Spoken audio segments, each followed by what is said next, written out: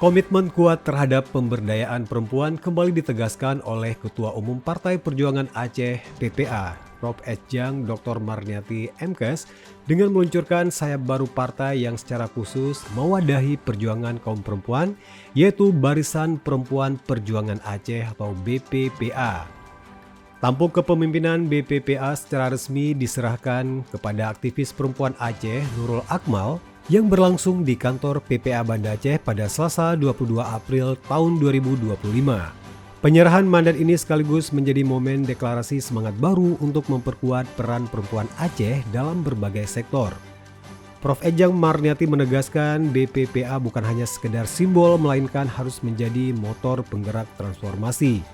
Marniati juga mengungkapkan bahwa dirinya baru-baru ini bertemu langsung dengan Menteri Pemberdayaan Perempuan dan Perlindungan Anak Republik Indonesia di Jakarta, di mana dalam pertemuan tersebut dia mengusulkan agar fraksi perempuan dibentuk di setiap tingkat legislatif serta memastikan keterwakilan 30% perempuan bukan hanya formalitas tetapi benar-benar terrealisasi.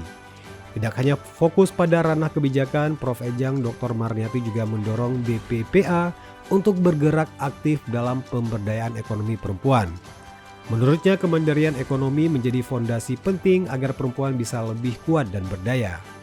Di sisi lain, isu kekerasan terhadap perempuan dan anak juga menjadi perhatian khusus, di mana dia berharap BPPA mampu menjadi garda terdepan dalam memberikan perlindungan dan solusi nyata terhadap berbagai kasus yang selama ini masih banyak tersembunyi dari publik.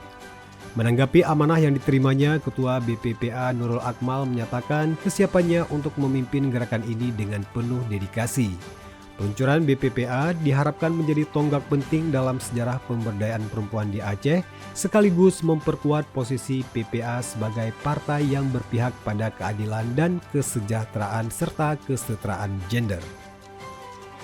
Barisan Perempuan Perjuangan Aceh berani, jujur, setia.